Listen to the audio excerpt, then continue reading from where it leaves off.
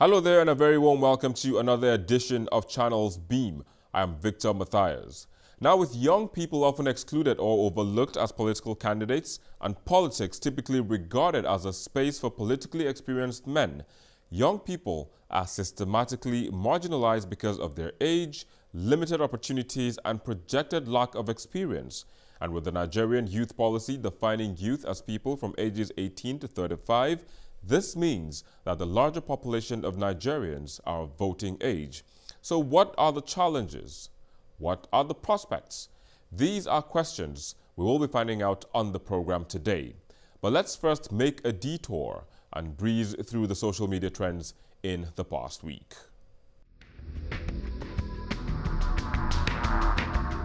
Wife of Nigeria's President Mrs. Aisha Buhari caused a storm after she reposted videos of politicians who were criticizing the federal government led by her husband. This drew condemnation as well as commendation. Mrs. Buhari once made an allegation that her husband's government has been overtaken by a cabal.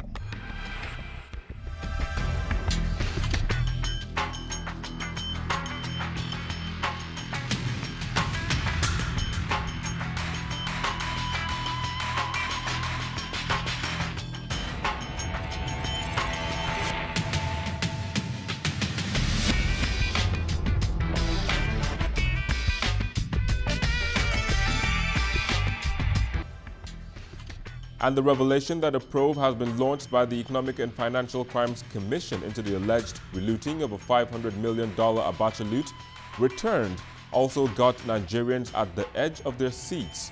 While some argued that nothing has changed except the political party in power, others believe that those responsible will be brought to book.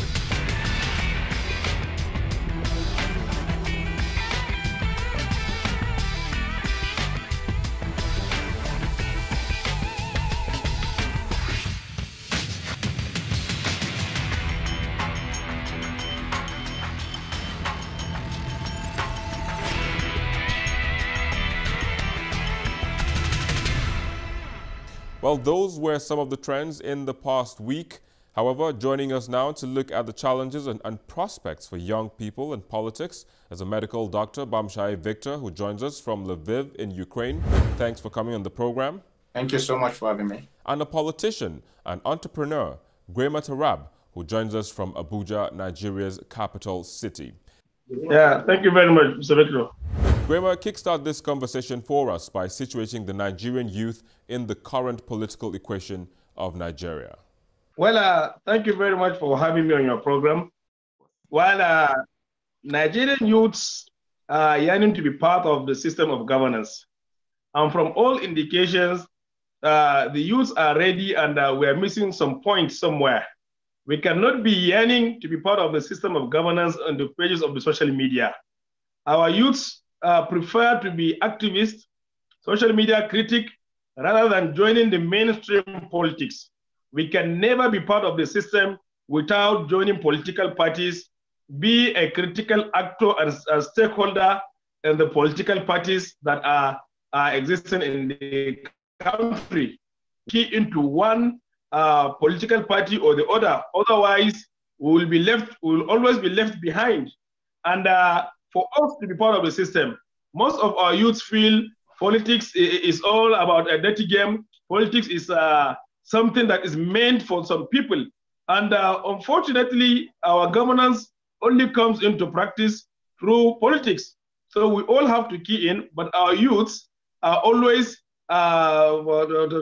fond of making a lot of excuses of not joining politics. Some of them feel shy to be part of the political arena. Some of them have less confidence, are lacking confidence to be part of the system out of fear of failure. So for us to be part of the system, for us to have youths to participate in governance, we must take the bull by the horn by being a critical stakeholder in the political atmosphere of this country. All right, Grema is taking a jibe by youths for not participating actively. He says they're only on social media. But Victor, where will you place the Nigerian youth? Yes, I quite agree with him. I do agree with him. solidarity with what he said. It was Bertolt Brecht, a German poet and playwright, who said that the subject of politics and its hard fact is impossible to, and it's impossible to disagree with him, that the worst illiterate is the political illiterate, because he does not know, he doesn't speak, he doesn't participate in political events, because he doesn't even know that it is politics that determines the cost of life, the price of bean, the price of fish, the price of flour, the price of rent, the price of shoes and medicine, and every other thing depends on political decisions. If the political illiterate had known, then he probably would have taken so much time to look at what is it that is deciding the course of his life and decide to be a part of it. And that is exactly what is wrong in our nation today. The youth are yearning for power, but do not know exactly how to how to get that power. So it's not like they don't want it. The point is that they don't know what to do to get to it, and that is exactly what makes them politically illiterate. Because you must know how the process runs, you must be a part of the process, you must be there to guide and shape your own destiny. It's just normal that the people who are in the majority in every normal circumstance ought to decide how the society would be. So that's why the majority ideology, the majority people who subscribe to a particular ideology in different climes are the ones who dictate the pace. So if the youths are a majority, then one must be asking the question, what is wrong if the youths are not controlling things?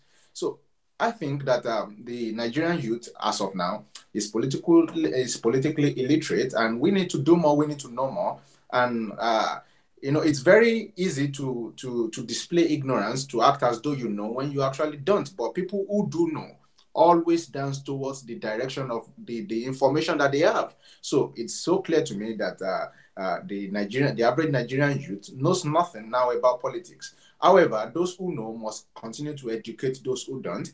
And in fact, beyond education, they also must be seen at the forefront, myself inclusive. So that's why I've decided that as soon as I'm done with my program here, my academic program, I myself am getting myself registered in a political party, because we cannot continue to complain about the things that we actually have the chance to shape, the things that we actually have the chance to decide how they're on.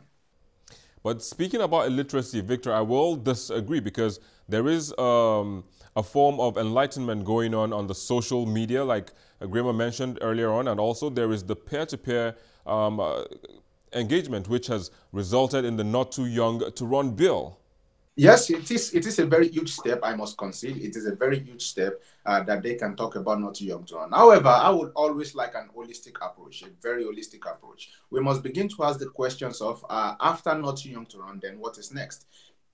Because when you now get the platform set and you now put in people there who actually are not different from the other side, and if I were to talk about how youth can get power, I will be talking about, number one, the ideological power, where we'll be talking about the economic power before we even get to political power. So now, when we are talking about Not Too Young to Run, it's a platform for political power, but no one gets to political power without ideological power or economic power. So I think while we're talking about this, we must begin to talk about what are the values that we can present, what are the ideologies that we have that is different from the past generation. For example, if the Nigerian youth will still believe in the concept of national cake and is only waiting for its own chance to get to the place where it shares national cake, then it's not different from the older generation. And you know what? He will always be beaten at that game, because those who belong to the past generation can do it better than him. So the Nigerian youth now must begin to bring new ideologies that are in line with current realities of technological advancement and the computer age, and how fast the world is changing, global paradigm shift.